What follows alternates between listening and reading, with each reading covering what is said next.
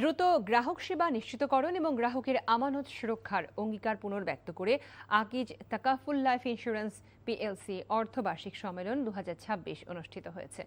বৃহস্পতিবার সকালে রাজধানীর কাকরাইলে ডিপ্লোমা ইঞ্জিনিয়ার্স ইনস্টিটিউটে এই সম্মেলনটি অনুষ্ঠিত হয়। এই অনুষ্ঠানে প্রধান অতিথি হিসেবে উপস্থিত ছিলেন কোম্পানির চেয়ারম্যান শেখ শামীম উদ্দিন।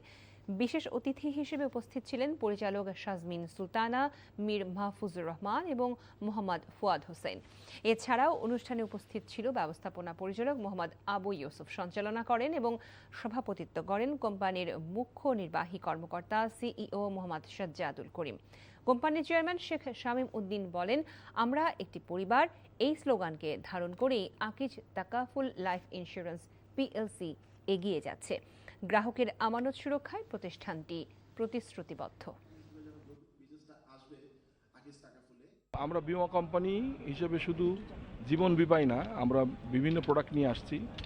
সেইখানে বিভিন্ন জীবনের যেই হজে যাওয়া থেকে শুরু করে, শিক্ষা থেকে শুরু করে, স্বাস্থ্য থেকে শুরু করে আমরা বিভিন্ন প্রোডাক্ট নিয়ে আসছি।